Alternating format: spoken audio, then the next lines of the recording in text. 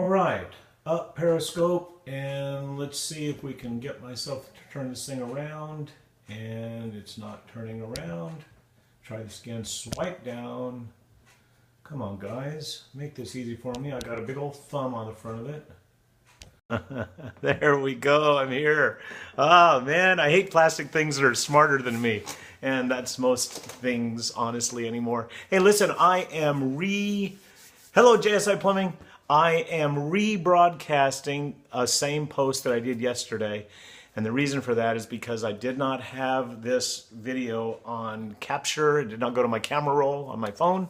And I am saving these to YouTube. So anyway, that's what the deal is. Hello, Joseph Sussman. Thank you for being there. Listen, I'm going to just do the same thing. So if you saw this post yesterday, hang up, go away right now. I don't want to waste your time. But if you didn't, please stick around. Here's the deal. I'm talking about keywords and resumes. I want to start in a different place than I did yesterday. So, and this is all a brand new post, and anybody watching this will see it for the first time. So let me just go ahead and go there. Here's the deal. Many years ago, back in 2005, wrote my first book, published in 2006. And in that book, I presented an idea that I had kind of figured out, learned, taught myself. I'm not going to say I invented it because I don't know. I'm not a technologist. I don't do code or all that stuff. But I did help first launch the first job board in Houston back in '97. As a result of that, I was learning stuff about how we did things to get found by the search engines, who at that time, this is pre-Google, which is why I call myself a digital dinosaur.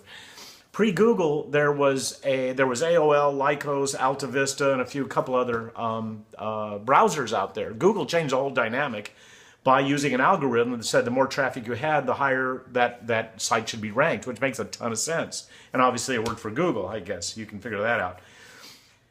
In the early days, it used to be that whoever had the term you were searching for repeated the most on a page got the hit, landed at number one on the search engine results. And so we used to stuff our home page with keywords. Houston jobs, Houston employment, Houston careers, Houston jobs, Houston employment, Houston careers. You typed any of those, we would have thousands of times we would have those terms on our homepage because we reduced them to a 1-point font. We whited them out so they were invisible, so all the white space was filled with all these terms, but you couldn't see it when you went to the site because it was white on a white background. Now, I also saw MD Anderson, the Cancer Treatment Center here in Houston. I watched them install their first applicant tracking system software. That was the first software I'd ever been exposed to. Didn't know anything about it, was fascinated with it, went down there at lunch, went in the evenings, watched them install this stuff and asked a lot of questions. Well, what I learned fundamentally was your resume has to mirror the job posting in order to get found and be pushed up to the top of the pile.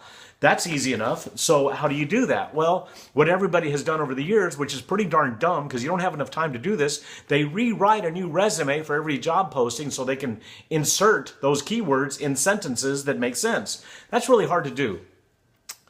Now let me go back a little bit and tell you, in my first book, what I promoted was the idea of copying and pasting the entire job posting, putting it at the bottom of your resume, whiting it out, choosing white from your color palette, and also overriding the font size and putting in the number 1.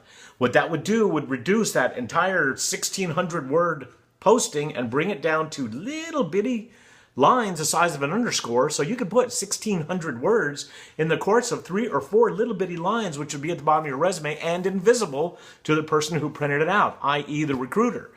So here's the deal, guys. I'm telling you right now, don't do that.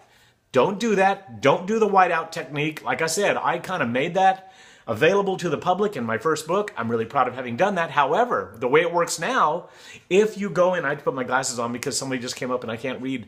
Hey, Retro Queen, thanks for being there. And I see hearts from Retro Queen. Thank you very much. You cannot do the copy and paste technique anymore.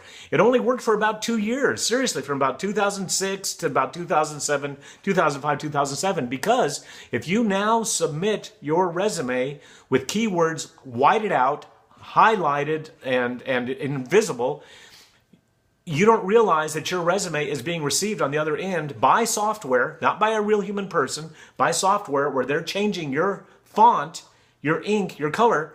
They're changing the font to their font, not the font you used. their point size, and their color. So if you have it whited out and it pops up as black, you're found to be deceitful because you're trying to hide stuff in there. No copying and pasting of the job posting on your resume. However, what I did many years ago, I created my own resume format, which I call the short form resume. One page designed, because a lot of you also don't know that those of you that send a 2 or 3 page resume in, the end user has the ability, can change the functionality of this software, the resume filtering module, which is the part of the applicant tracking system. They can change the settings so that they're only scanning page 1 of whatever you submit. So if some of those rich, crazy, robust keywords are on pages 2 or 3 of whatever you might send, they're not getting seen and it's not working to your advantage. So anyway, just to know that. So I insert keywords transparently at the bottom of the page of my resume, which, by the way, you can go to rickgillis.com/job or click on job in the nav bar if you get to my website. Scroll to the bottom of that page. There's a blue box at the bottom that says resources. Click on that. The next page, you're going to find an orange box. I think it's the second one, but it says sample documents, and you'll see short form resume. Open it up and look at that. I would rather that you understand and know how this system works. Don't just try to emulate that. There's a lot of reasoning that went into that book, into that resume. It's all in my job book. So, and you can go to Amazon. You can see the job book on my website. But anyway, by the way, I also have a YouTube channel. It's Rick Gillis Job Search Expert on YouTube, where I have these videos and I have a whole bunch of other videos, and I'm getting ready to be putting up a whole bunch more because I want you to have this information. It's not getting out fast enough. I am looking at young people resumes. I'm looking at mature job seeker resumes. They are missing this. They're not getting found. And I got an email from a young lady the other day who told me she had sent hundreds of resumes and gotten 0 responses. Well, duh. If you're doing the same thing over and over and it's not working, try doing something else. That was Einstein's definition of being crazy. Doing the same thing over and over and expecting a different result. It ain't going to happen. So try this. It really does work. And I've got a bunch of this information for you, free and available on my website. So here's the deal. Go to the bottom of your resume and extract those keywords from the job posting. Do not copy phrases. There's keywords and key phrases. So it might be, let me back up before I go to the next piece there. The keywords everybody is attracted to are the important ones. SAP, logistical support, developmental metrics, all these fancy words that speak to your industry, to your studies, to what you do. And those are important keywords. They're vital. However, that people tend to neglect those other valuable, vital keywords that are in the job posting. Remember, you're trying to mirror the job posting with your resume. Don't forget to put personal attention to detail. If that is in the job posting, that's a key phrase. Professional appearance, good pronunciation. Yeah, you might think those are mundane. Guess what? They work to your advantage. Stuff all that at the bottom of your resume. Reduce it to a 4-point, 6-point, 8-point font. It doesn't matter. Make it apparent. It's in black ink. It's a section you're adding to your resume. So after your employment history and you have your education and you have your volunteer stuff, whatever you want, have another category, another section called keywords. And put these in and then reduce the font so they can be read, so they can be seen. If the employers, if anybody asks you, why did you do this? What's this about? Blame it on me. Some clown from West Texas you heard about that, you know, hey, this guy said, try it. And I thought, what the heck, it works. One guy I worked with, he actually had 30% of his one-page document covered in keywords. He got an invitation to one of the biggest energy mining companies in the world. They're based out of Australia. That ought to tell you who it is. But when he got there, he got teased. It was an IT position, and he got teased because he had all these keywords. 30% of his document was made up of keywords. Well, in IT, that's not out of line. They laughed at him. They said, what's with all the keywords? And he says, hey, it got me here, didn't it? And that's all that you need. Guys, you remember with your resume, you're not looking for a job. You're looking for a phone call. You're looking for a dialogue to be created. So go look at my sample. See those resumes. Pull them out of other job postings. By the way, once you put a keyword on a page, it never goes away. As long as it's still relevant to what you do, leave it there.